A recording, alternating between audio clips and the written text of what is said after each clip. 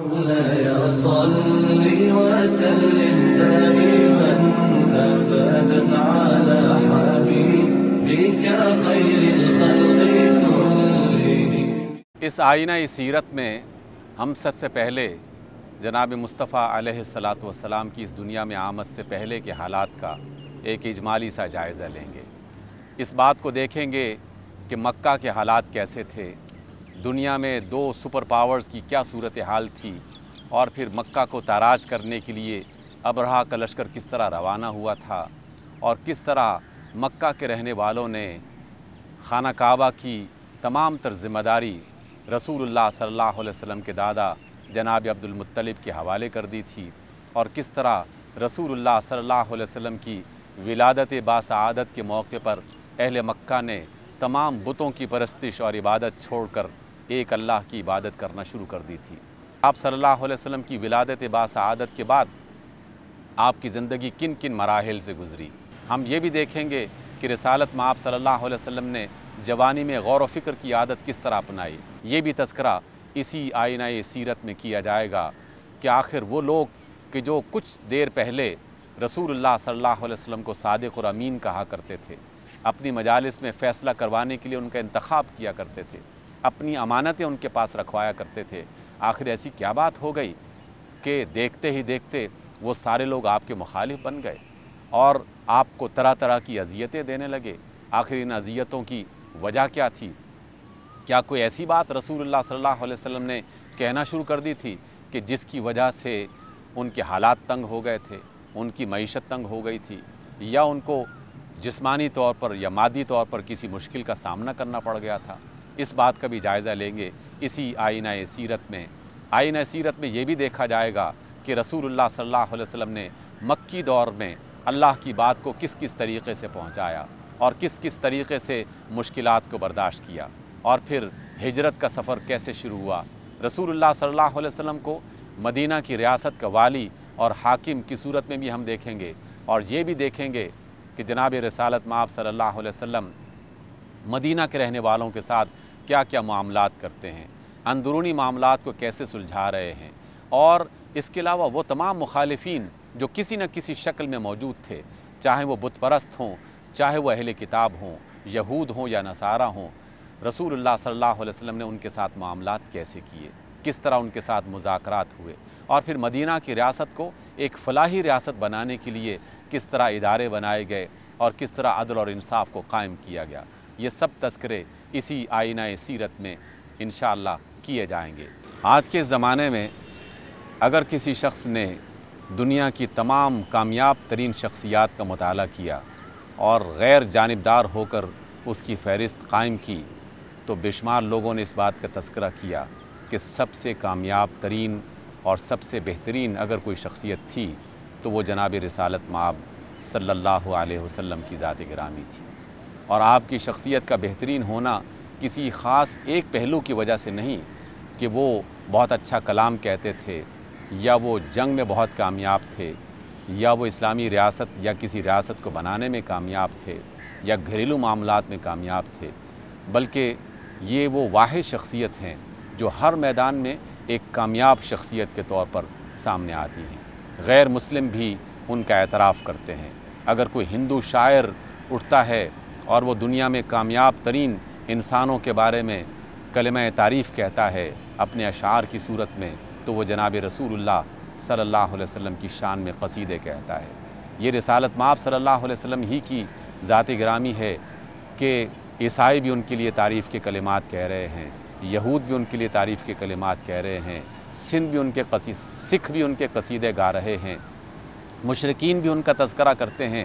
اور کوئی دانشور ایسا نہیں، کوئی مفکر ایسا نہیں جو غیر جانبدار ہو اور وہ رسول اللہ صلی اللہ علیہ وسلم کی سیرت کو پڑھ کے، قرآن مجید کو پڑھ کے وہ اس بات کا اعتراف نہ کرے کہ ہاں ان سے بہتر کوئی اور ذات نہیں ہو سکتی اور ان سے بہتر کوئی اور شخصیت نہیں ہو سکتی۔ لیکن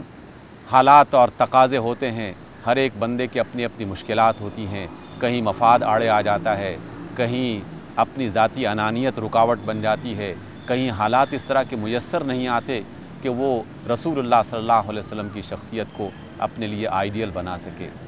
غیر مسلم نہ بنائیں تو کوئی حرج نہیں، لیکن اصل بات تو مسلمانوں کی ہے۔ ہم جو اللہ کے رسول کو ہادی اور راہبر مانتے ہیں، آخری نبی مانتے ہیں، ہم اپنے آپ کو رسول اللہ صلی اللہ علیہ وسلم کا امتی مانتے ہیں، کیا یہ ہماری ذمہ داری نہیں ہے کہ ہم آپ علیہ الصلوۃ والسلام کی سیرت کا مطالعہ کریں، ان تمام پہلوؤں کو جانچیں، جانیں اور جاننے کے بعد اپنی زندگی کے حالات کا جائزہ لیں؟ کیا ہمیں اس بات کی ضرورت نہیں ہے کہ ہم رسول اللہ صلی اللہ علیہ وسلم کی سیرت طیبہ سے رہنمائی حاصل کریں؟ ہم بھی تو اپنے گھروں میں پریشان ہیں، ہمارے گھروں میں بھی تو بچے بھی پریشان دکھائی دیتے ہیں، جوان بھی پریشان دکھائی دیتے ہیں، خواتین بھی پریشان دکھائی دیتی ہیں، کہیں میاں بیوی کے جھگڑے ہیں، کہیں طلاق کی صورتیں ہیں، کہیں بچے ماں باپ کے نافرمان بنتے ہوئے دکھائی دیتے ہیں، کہیں ماں باپ جو ہیں وہ اپنے بچوں سے گلہ کرتے ہوئے اور شکوہ کرتے ہوئے دکھائی دیتے ہیں، کہیں مسلمانوں کو علمی میدان میں ترقی نہیں مل رہی، کہیں انہیں عزت اور وقار نہیں مل رہا، بے شمار قسم کی صورتیں ہیں۔ ہم ان تمام صورتوں کو دیکھ رہے ہیں۔ اس ماہ میں خصوصی طور پر ہمیں رسول اللہ صلی اللہ علیہ وسلم کی حیات طیبہ کا مطالعہ کرنا چاہیے۔ ہمیں جاننا چاہیے کہ آپ علیہ السلام کے بچپن سے لے کر آپ علیہ السلام کا اس دنیا سے رخصت ہو جانے کا مرحلہ، اس کے درمیان میں جہاں جہاں جو صورتیں پیش آئیں وہ کس طرح کی تھیں۔ عجیب بات نہیں ہے کہ ہم مسلمان ہونے کا دعویٰ کرتے ہیں، لیکن مسلمانوں کی ایک بہت بڑی آبادی اور خاص طور پر نوجوانوں کی ایک بہت بڑی تعداد وہ آپ علیہ السلام کے بارے میں اتنا ہی جانتی ہے کہ وہ اللہ کے رسول تھے، اس کے سوا بہت ساری معلومات ان کے پاس موجود نہیں ہیں، حتیٰ کہ بڑے بڑے لوگ جو ہیں وہ بھی اس سے ناشنا دکھائی دیتے ہیں۔ اس لیے یہ ایک موقع ہے، یہ غنیمت کا مقام ہے۔ ہم نے آئینہ سیرت میں جناب رسول اللہ صلی اللہ علیہ وسلم کی شخصیت کا، آپ کے مختلف کرداروں کا، آپ کی مختلف حیثیتوں کا، آپ کی تعلیمات کا اور آپ کے اعمال کا جائزہ لیا ہے اور آپ کے سامنے مختلف قسم کی تصویریں پیش کی ہیں۔ مدعا اور مقصد صرف اور صرف ایک ہے کہ ہم آپ علیہ الصلوۃ والسلام کی زندگی کا مطالعہ کریں اور اس مطالعے کو اپنی زندگی کے سامنے رکھ کر اس بات کا جائزہ لیں کہ کہاں کہاں اللہ کے رسول کی تعلیم کیا تھی اور ہمارا طرز عمل کیا تھا،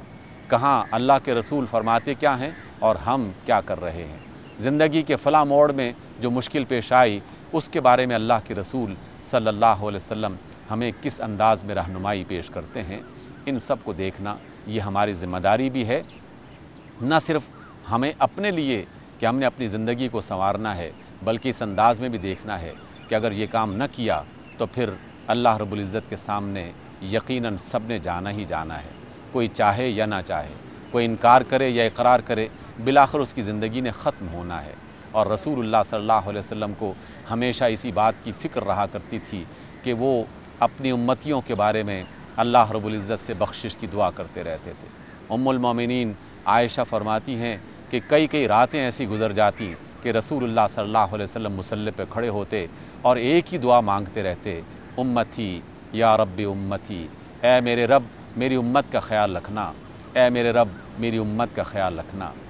وہ رسول کہ جنہوں نے ہمارا خیال رکھنے کے لیے اپنی راتوں کے آرام کو قربان کر دیا، اپنے دن کی تمام تر سہولتوں کو قربان کر دیا، اپنے آپ کو مختلف قسم کی مشکلات میں ڈال دیا، کبھی بدن پہ پتھر کھائے اور کبھی مختلف قسم کی تہمتیں برداشت کیں، کبھی سفر ہجرت کی صورت میں کیا اور کبھی اپنے اہل خانہ کی صورت میں بے شمار قسم کی مشکلات کا سامنا کرنا پڑا، کبھی آپ کی بیٹیوں کو طلاق دی گئی، اور رسول اللہ صلی اللہ علیہ وسلم نے یہ ساری مصیبتیں کن کے لیے برداشت کی تھی؟ یقیناً ہمارے لیے، انسانوں کے لیے اور خصوصی طور پر مسلمانوں کے لیے برداشت کی تھی۔ کیا ہماری اتنی ذمہ داری بھی نہیں ہے کہ ہم اس مہربان رسول اور اس رحمت بھیجنے والے اور رحمت دینے والے رسول صلی اللہ علیہ وسلم کے بارے میں کچھ پڑھ سکیں، کچھ جان سکیں، کچھ اپنے بچوں کو بتا سکیں، کچھ اپنے گھروں میں ایسی مجالس کا انعقاد کریں کہ جہاں رسول اللہ صلی اللہ علیہ وسلم کی سیرت کا مطالعہ کیا جا سکے، ان کو دیکھا جا سکے، اس کے بارے میں آپس میں گفتگو کی جا سکے۔ دنیا میں کہیں کوئی واقعہ ہو جاتا ہے تو گھنٹوں گھر میں بات ہوتی ہے۔ کرکٹ کے میدان میں کوئی ملک ہار جائے، کوئی ملک جیت جائے تو گھنٹوں اس بات پر تبصرہ کیا جاتا ہے، ساری رات اور سارا دن اس میں صرف کر دیا جاتا ہے کہ کون سی ٹیم کامیاب ہو رہی ہے اور کون سی ٹیم کامیاب نہیں ہو رہی۔ یہ محض چند گھنٹوں کی لذت یقیناً وہ گزر ہی جاتی ہے، اور زندگی میں یہ لذتیں کتنی بار آئیں اور گزر گئیں، لیکن رسول اللہ صلی اللہ علیہ وسلم کی سیرت کا مطالعہ کرتے ہوئے، ان کو پڑھتے ہوئے، ان کو سنتے ہوئے، ان کو جانتے ہوئے جو لذت ملے گی وہ لذت ابدی ہوگی، جس نے کبھی نہیں ختم ہونا۔ دنیا کی زندگی میں بھی ہمارے لیے سکون کا اور راحت کا باعث بنے گی رسول اللہ صلی اللہ علیہ وسلم کی یہ سیرت، اور اس دنیا سے رخصت ہو جانے کے بعد اللہ کی بارگاہ میں جب پہنچیں گے تو ہمیں یہ فخر کرتے ہوئے اللہ کے سامنے کھڑا ہونا چاہیے کہ اے اللہ، ہم تیرے بندے ہیں اور ہم نے تیرے رسول محمد صلی اللہ علیہ وسلم کی امتی ہونے کا شرف حاصل کیا، اور ہم نے اپنی زندگی میں رسول اللہ صلی اللہ علیہ وسلم کی باتوں کو سیکھا بھی، پڑھا بھی، اس پر عمل بھی کیا اور دوسرے افراد تک ان باتوں کو پہنچایا بھی۔ آپ علیہ السلام جب دنیا سے رخصت ہو گئے تو اس کے بعد اصحاب گرامی کبھی کبھار بیٹھا کرتے تھے۔ عمر بن خطاب جناب بلال حبشی کو بلاتے اور کہتے کہ اے بلال، آؤ ہم رسول اللہ صلی اللہ علیہ وسلم کا تذکرہ کر کے اپنے ایمان کو تازہ کریں، آؤ چند گھڑیاں اور ایمان کی لذت کو بڑھائیں۔ رسول اللہ صلی اللہ علیہ وسلم کی شان، رسول اللہ صلی اللہ علیہ وسلم کا کردار، رسول اللہ صلی اللہ علیہ وسلم کی سیرت، اس کو پڑھنا، اس کے بارے میں سننا، اس کے بارے میں جاننا اور دوسروں کو بتانا، اس سے زیادہ بڑی عزت، اس سے زیادہ بڑی لذت کہیں اور نہیں مل سکتی۔ اس وجہ سے ہمیں اس بات کا خیال رکھنا چاہیے اور اپنی اس زندگی میں سے چند لمحات لازماً اسپیئر کرنے چاہیے اس سب سے بڑی عظیم ہستی کے لیے کہ جو ہم پر بہت مہربان تھی، جو ہمارے لیے دن رات ایک کیا کرتی تھی، جن کے آنسو اگر گرتے تھے آنکھوں سے تو وہ ہمارے لیے گرا کرتے تھے، اور جن کے جسموں پر اگر زخم لگتے تھے تو ہمارے لیے لگا کرتے تھے، جن کی راتیں ہمارے لیے گزریں، جن کے دن ہمارے لیے گزریں، جن کی زبان ہمارے لیے حرکت کرتی رہی۔ یہ ہماری ذمہ داری بنتی ہے کہ ہم ایسے عظیم الشان نبی صلی اللہ علیہ وسلم کی زندگی کو جاننے کی کوشش کریں اور دوسروں کو بتائیں کہ یہ ہیں ہمارے نبی کہ جن کو ہم اللہ کا آخری نبی مانتے ہیں، اور ہم ہیں اس نبی کے امتی کہ جس کی وجہ سے ہم دنیا کے سامنے سینہ تان کر کھڑے ہو سکتے ہیں کہ ہمارا کردار یہ، ہمارے اعمال یہ، ہماری فکر یہ، اور ہمارے پاس تعلیم یہ ہے۔ رسول اللہ صلی اللہ علیہ وسلم کی تعلیمات یقیناً سب سے بہتر تعلیمات ہیں، اور اگر آپ صحیح طور پر جائزہ لیں گے تو اندازہ ہوگا کہ دنیا کے بے شمار ترقی یافتہ ممالک نے رسول اللہ صلی اللہ علیہ وسلم کی سیرت ہی سے بہت ساری باتیں اخذ کیں، لیکن بغیر کسی تذکرے کے انہیں اپنی زندگی کا حصہ بنا دیا۔ ہمیں بھی اس بات کا جائزہ لینا چاہیے، اور یہ آئینہ سیرت آپ کے سامنے اسی وجہ سے رکھا گیا کہ ہم اس میں دیکھتے رہیں، اپنے معاملات کا جائزہ لیتے رہیں، اور یہ بھی سوچتے رہیں کہ ہم نے اپنی دنیا کو کیسے سنوارنا ہے اور اپنے رب کی بارگاہ میں جانے کے بعد کس طرح کامیابی حاصل کرنی ہے۔ اللہ تعالیٰ آپ کے لیے بھی اور ہمارے لیے بھی یہ قیمتی لمحات ہمیں وہ عطا کرے، اور اس کی بنیاد پر جو مسرتیں اور جو خوشیاں ہمیں نصیب ہوں وہ خوشیاں ہمیں بھی عطا کرے، اور ان خوشیوں کو دوسرے افراد تک منتقل کرنے اور اسے بانٹنے کا بھی شرف عطا کرے، کیونکہ یہ بھی ہماری ذمہ داری ہے۔ رسول اللہ صلی اللہ علیہ وسلم کا یہ فرمان گرامی ہے کہ اے لوگو، مجھ سے جو بات بھی حاصل کرو اسے دوسروں تک پہنچاؤ،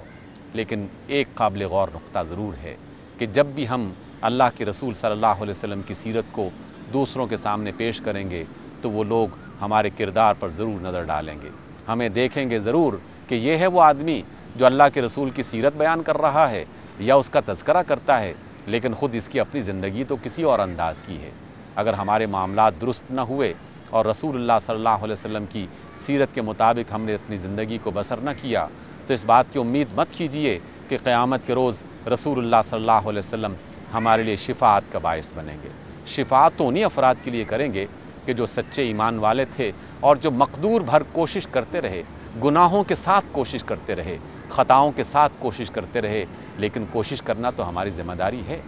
آئیے اس آئینہ سیرت کے سفر میں ہمارے ساتھ چلیے، ہم مکہ کے صحراؤں اور مکہ کی گھاٹیوں سے سفر شروع کرتے ہیں اور مدینہ کے نخلستان تک پہنچتے ہیں۔ رسول اللہ صلی اللہ علیہ وسلم کے ساتھ ساتھ ان صحراؤں میں سفر کے ساتھ ساتھ ہجرت کے ساتھ ساتھ اور مدینہ میں اسلامی ریاست کو قائم کرتے ہوئے ہم انہیں دیکھتے ہیں۔ یہ ایک بہت ہی شاندار، بہترین اور رہنما قسم کا سفر ہے۔ آپ بھی ہمارے ہم سفر بن جائیے، ہم سب مل کر رسول اللہ صلی اللہ علیہ وسلم کی سیرت کو جانتے ہیں، پڑھتے ہیں، اس کے مطابق اپنی زندگی کو بدلتے ہیں اور رسول اللہ صلی اللہ علیہ وسلم کی سیرت کو دوسروں کے لیے بھی اور اپنے لیے بھی آئیڈیل بناتے ہیں، اسوہ حسنہ بناتے ہیں، یہی اللہ کا فرمان ہے، یہی اللہ کی مرضی ہے، اسی میں ہماری نجات ہے، اسی میں ہماری کامیابی ہے۔ یقیناً لاکھوں درود رسول اللہ صلی اللہ علیہ وسلم کی ذات گرامی پر اور کروڑوں سلام رسول اللہ صلی اللہ علیہ وسلم کی ذات گرامی پر۔ اللہم صلی علی سیدنا و مولانا محمد وعلی آل سیدنا و مولانا محمد وبارک وسلم علیہ۔ مولاي صل وسلم دائما أبدا على حبيبك خير الخلق